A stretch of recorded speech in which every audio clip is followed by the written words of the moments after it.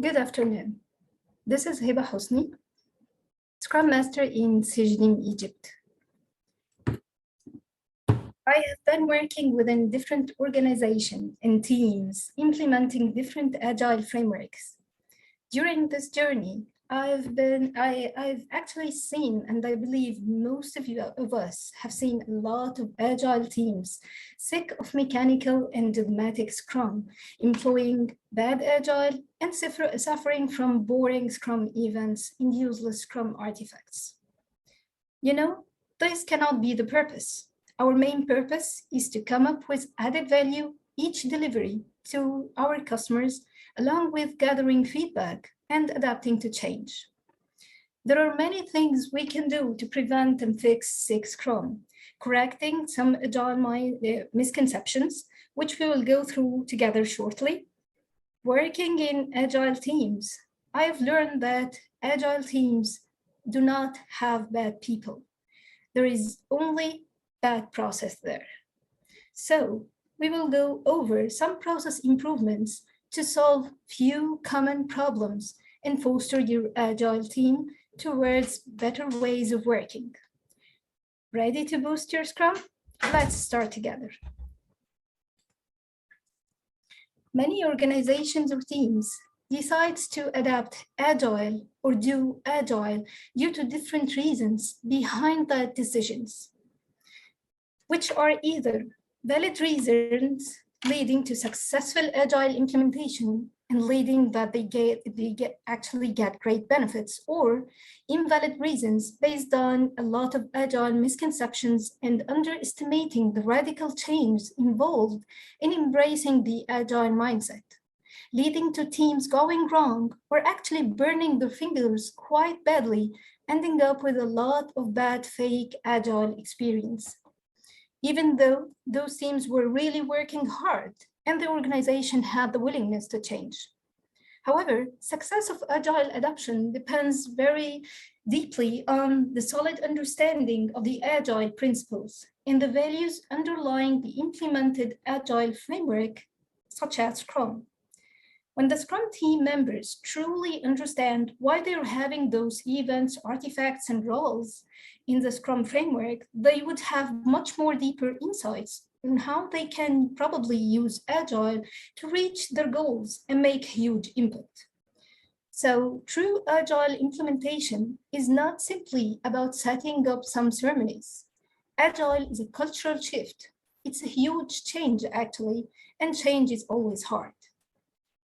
Agile concepts are not to be memorized mindlessly plugged in the team. They are a series of experiments and adaptive learning, as well as building team culture that's able to easily respond to change. In this figure, it's clear how agile values are implemented within Scrum framework, where individuals and interactions are promoted by the constant communication taking place within the different Scrum events.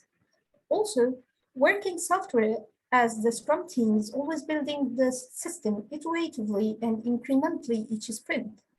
Moreover, customer collaboration and responding to change, where the team is flexible with increasing collaboration, leveraging concepts like emerging design to manage the change in scope and quickly adapt, supplying only the desired product features to the market.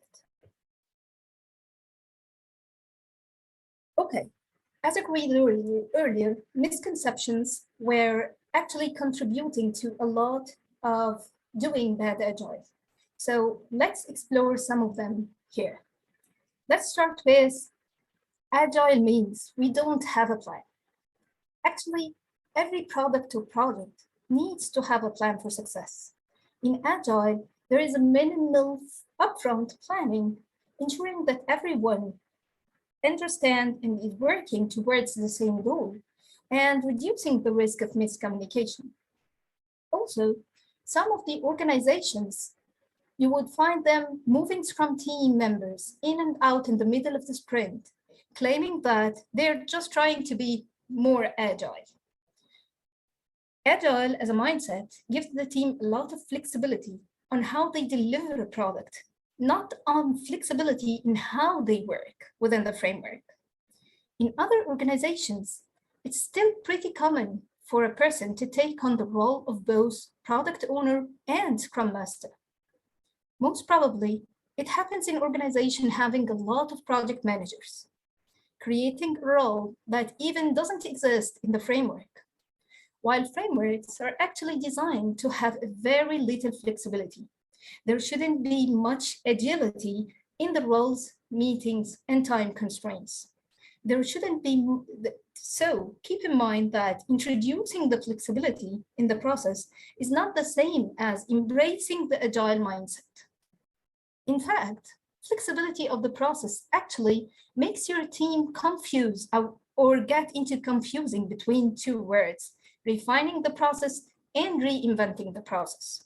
You should be running Scrum or any agile framework in the way they are intended. For example, for the Scrum, following the Scrum guide closely with its fixed roles, events, artifacts, so you have some experience on how it should be done. If you run it correctly for a long period of time, then you might be able to evaluate the framework, re-evaluate part of this framework, and do minor changes as needed. So some teams, we would find some mature teams actually stop running their daily stand-up meetings. Other teams will increase the time for the backlog refinement. So it's okay. But you should understand that something like Scrum is designed to make your process transparent. That means if you add time to one of the events, you should show the impact on the team's productivity. So, as a rule of thumb, changing any part of the process requires a pretty advanced understanding of the agile mindset. Agile does not believe in documentation. This is another misconception. Agile actually works in comprehensive documentation, emphasizing the valuable documents, and eliminating anything that seems to be unuseful. If a document adds value to the process or the product, or a team member requires it, so why not produce this document as long as it helps multiple people or it's supporting the iteration? Agile alone will fix all our problems. Just implementing agile methods, frameworks, or tools in our organizational teams will not help to obtain better results alone. There is still software that needs to be worked on and performed. It's not automated. We should do it. So all we need is dedication and hard work with the help of Agile, so we will get the best results.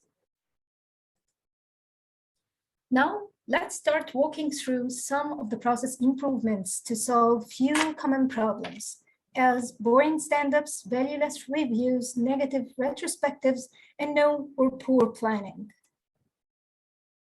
First, let's start by the daily stand-up, reminding ourselves that the stand-up is what the daily stand-up is and what's its purpose for. Stand-up is a daily 15 minutes all-hand meeting, which is owned by the team and held mostly at the beginning of every day to quickly plan the next 24 hours and highlight blockers, if any, keeping the team members informed, focused, and efficient on their tasks. It helps eliminate other meetings, make quick decisions, and build a shared understanding of what everyone is working on. There might be a tendency among agile teams to share the same rituals for their stand-up. But even though the timing of these meetings might be the same or within the same organization, the meeting itself is really different from one team to another. Some teams find that the Scrum Master is just like the project manager, and they enter this as a status meeting in order to report their status. Other teams will go through this meeting extremely quickly, like saying good morning in the elevator, just getting into the high-level description of the work they are working on, and ending with a standard statement like no blockers. Real daily stand-up should be short, effective, serving the specific purpose that can often get lost in ritualized team practices or mindless exercises. So, how do we make stand-up meetings more useful, valuable, and energetic? The first thing you want to keep in mind is that meetings should never be longer than 15 minutes, and it should be kept focused, so that you keep your team engaged and not bored. As a Scrum Master, do your best to encourage team members to be on time within the stand-up.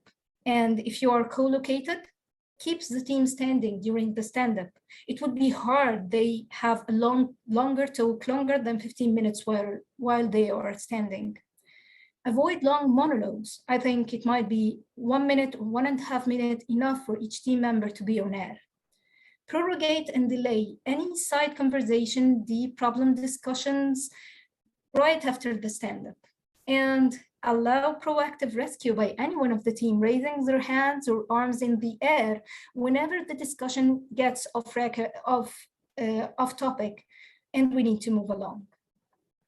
Some Scrum Masters try to make the meeting more interesting by throwing a rubber ball to whoever is the turn to talk. This keeps everyone listening till they have their turns, random turns. So you're keeping them much more engaged during the meeting. The key is to make sure that they keep this event focused for the benefit of only the team, not anyone outside the team. All team members must attend the meeting. While Scrum Master and the product owner are optional, it's good to have the entire Scrum teams there. But make sure that neither the product owner nor the Scrum Master drives this meeting. Scrum Master is there to record and remove obstacles, not to own the meeting. Similarly, the product owner certainly he can attend, but only to ensure that the team is working on the highest priority user stories. If the team is having more experience, then probably the product owner wouldn't be there every day in this meeting. At the end, everyone should be able to quickly and clearly describe the work to everyone else in the team. If this is done correctly, we will actually keep the team members on the same page, help to create a feeling of close collaboration and implicit accountability among them. The individual running the stand-up shouldn't need to be the Scrum Master each and every day. Any team member can actually facilitate the meeting, and it's strongly encouraged to rotate it to promote the ownership for the process across the team. Rotation can be daily, weekly, or by sprint, whatever works best for your team. Using the opportunity for your entire team to interact face-to-face or via video chat makes communication more effective for either located or distributed teams. It's not a status update meeting.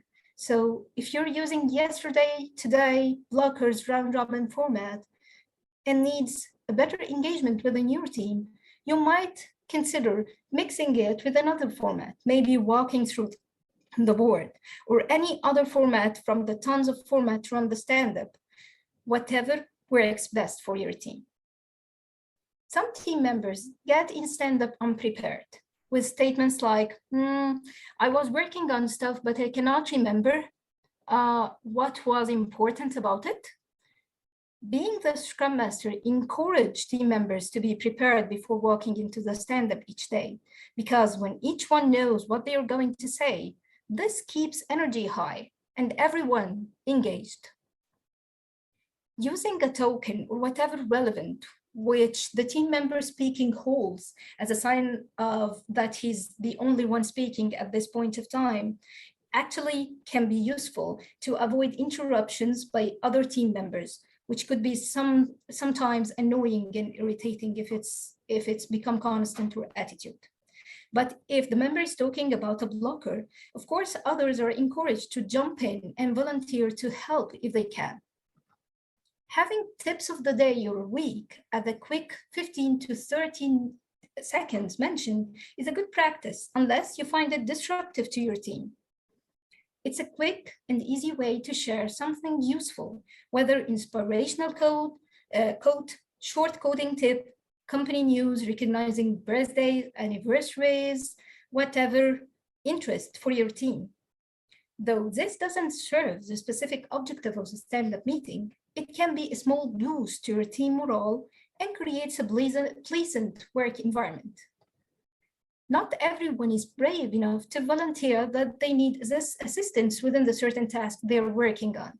So coming into trust but verify practice within the stand-up so that Scrum Master can easily ask team member about about whether he's having any complications within the task he's working on, should be assisting directly so that other team members can jump in and help. After all tasks are discussed, it might be worthwhile to spend from 1 to 2 minutes maximum to reinforce effort, focusing on a metric or item identified earlier for improvement within retrospective. You can ask the team if they discovered any tips or they would like to share. You might share metrics or ask how they feel about progress made on certain item. Last but not least, pulling up good visuals as burn downs for your daily stand-up meetings can add to the team a sense of whether being on track. Normally, we are prioritizing your tasks, but the task status and the sprint burn down can help and guide your decision.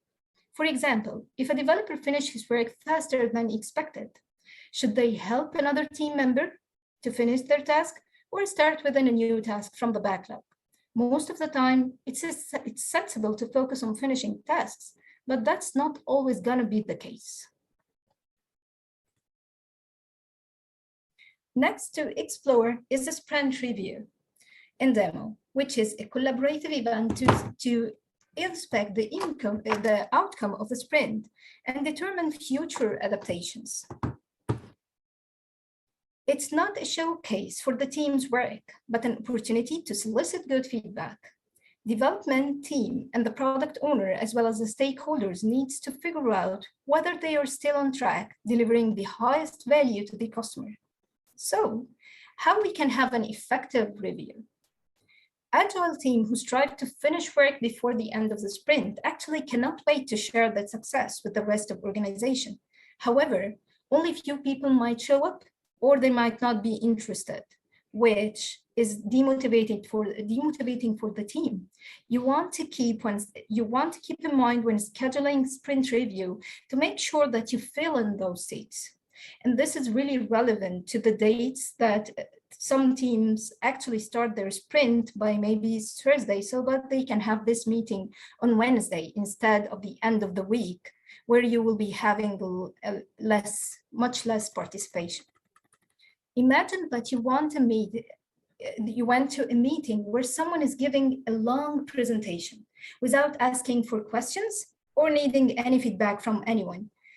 Probably after the start by few minutes, you would be looking into your smartphone without interest in this presentation.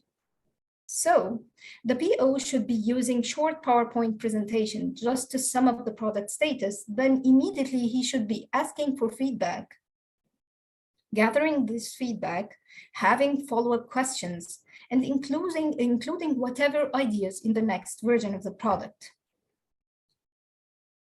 The foundation of successful sprint review is show, don't tell, or even better, let the stakeholders drive the discovery, especially when you are being used to having passive stakeholders or unengaged stakeholders. Compare that long presentation meeting to a meeting for brainstorming, where the group of interesting people, everyone is collaborating on how to serve the customer.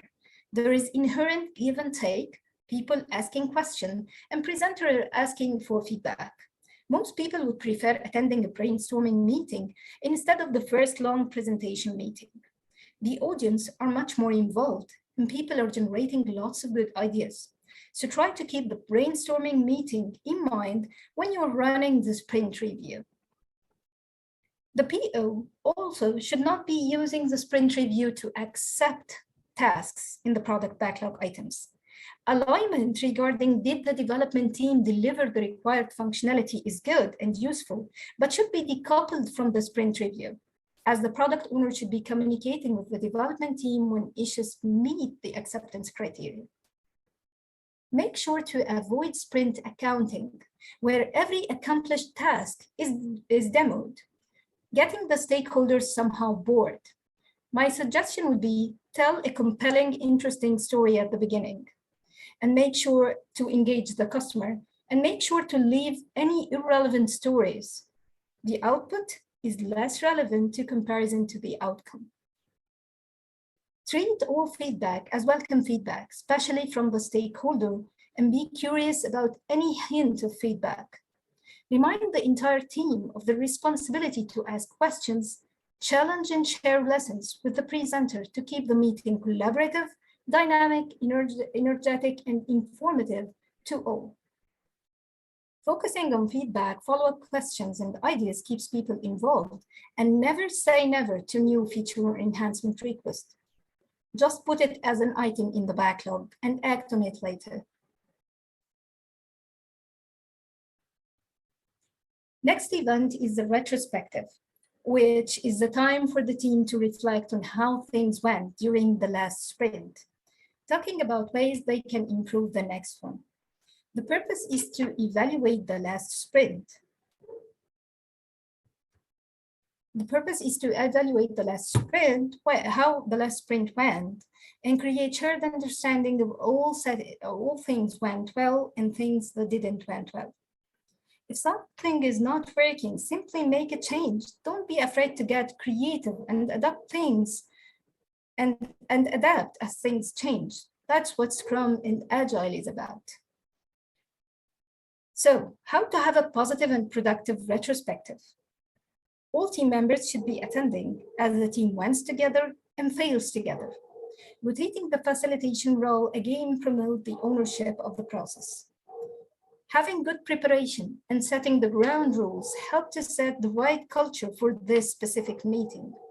There is a good way to remind everyone with a prime directive, which states that regardless of what we discover, we understand and truly believe that everyone did their best job they could, given what they knew at the time, their skills, abilities, and resources available, and the situation at hand.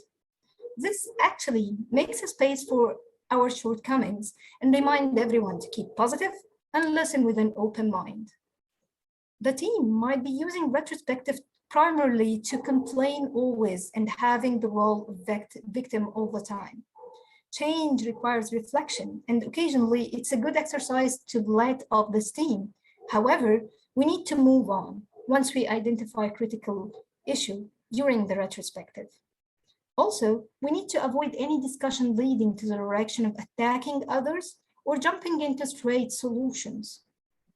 Keep positive, identifying strengths, awesome outcome, and looking for inefficiencies as opportunities to improve, making sure there is a shared understanding and collaborative thinking on solutions and potential fixes. The retrospective needs to be a safe place where everyone, including introverts, could address issues and provide his or her feedback free from third-party influence. It's the main responsibility of the Scrum Master to ensure that everyone will be heard and has opportunity to voice his or her thoughts without no one dominating the conversation. Agreeing in concrete and smart actions to improve with assigned owners promotes accountability. Each retro should start with the team reviewing past action items. The Scrum Master should guide the team and check if the previous items are done. If you are not following up on what you wanted to improve earlier, then why do you care to pick more action items? Team might not value the retrospective to find it, and they might be finding it boring, having the same procedure, format, or rituals every time. Changing the format or venue from time to time make retrospective great again and reduce the absence rate. Some team members only participate because they are forced to join. Don't pressure anyone to take part in the retrospective. Instead, make it interesting and worth their time. Sprint planning initiates the sprint by laying out the work to be performed for the sprint. This resulting plan is created by collaborative work of the entire Scrum team. So, how do we have a better planning? Groomed backlog with priorities set as per the product roadmap is really important. so that the PO comes into the meeting prepared, having a clear objective for the sprint to share with the team, while keeping the product backlog ordered and aligned with the objective, so the Scrum team can craft the sprint goal easily. Clear and specific sprint goal, which is the outcome of the sprint, needs to be there and needs not to be generic. It should be clear with a clear purpose. Having a specific sprint goal and ordered backlog around that helps the team to stay focused throughout the development. Predictable velocity and realistic capacity is actually important as well. So do not force development team to match velocity, taking into consideration that velocity is not a way to measure productivity. Velocity is only good for forecasting when there is no change in the sprint cycle and the team composition. Also, teams need not to overestimate their capacity and take too much work and too much tasks. There should be instead considering whatever might affect ability to deliver, as public holidays, leaves, vacations, whatever, or even the Scrum events. Using definition of ready, not dogmatically, is important. We agree that having a definition of ready is advantageous, but really it needs not to be dogmatic. For example, should a valuable user story be postponed to another sprint just because the front-end design will not be available within the next couple of working days? My suggestion would be, as the Scrum Master, take it to the team.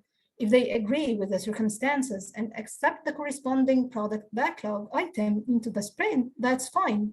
However, suppose they are used to making the definition of ready as a checklist, rejecting it. So in this case, you're reintroducing the waterfall through the back door. Only this time it's done by the development team. Considering technical depth is important.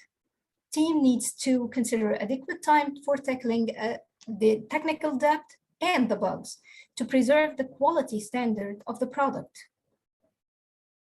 Also, if team's capacity is always utilized 100%, their performance will be decreasing by time. Everyone will be focusing just on their tasks. There will be less time supporting their teammates. Minor issues will no longer be addressed immediately. So it's all about I'm busy attitude. Effective planning poker. Keeping in mind that the planning poker is typical part within the sprint planning and the backlog refinement. If there is a big push that people agree on certain number for each and every task, you're missing the whole point of the game. Planning poker itself is not about estimation. Actually, it's about the debate and the discussion they are having concerning each and every story. You're trying to figure out how long it will take for the whole team to complete the story, but speeds among team members are really variable. So it's nearly impossible to come up with an accurate estimate. But what's most important is that the whole team has shared understanding of what it takes to deliver that story. That way, you can deliver the work at constant velocity. Poor estimates are almost always a sign of bad user stories. Large user stories or vague user stories that cannot be broken down by the entire team. So make sure that the PO creates user stories that are focused on customer value. It's much easier to break down user stories based on value. Also, when you have user story based on value, the entire team can contribute. And when the entire team can contribute, it's much easier to break down those user stories. Now, let's quickly find out ways to foster your agile teams. First of all, because I'm always out of time, but I'll go through it very quickly. Keep your product owner engaged, prepared, sitting with the team, asking the team whether they understand user stories, talking about the user stories, answering their questions, Product owner shouldn't act like a business analyst with large epics of requirements, handing over to the team and putting deadlines for developing it. Also, Scrum Master should be a true leader, leading not by authority, from the front, back, and from the sides. Last but not least, in our agile teams, we should be considering people as humans, not resources. Respecting this rule would really enhance our productivity and maintain the relationships in agile teams. So never use the term resource within your teams. Try always talking about humans instead of resources. Thank you. That's it. I have added here the link for my LinkedIn profile if you need to ask any questions, because I've already run out of time. Sorry for that. So, and I'll be checking your questions as well and responding within the chat. But anyway, feel free anytime to contact me on my LinkedIn. Thank you so much for your interest within the session and hope it was useful indeed. Maybe I can just check if there is other question. Here, any questions? Okay, do I need to have strong background? Okay. Okay. So anyway, as it's 3 minutes out of time, so I will be responding on the chat. Thank you so much for your attendance and talk to you soon. Thank you. Bye.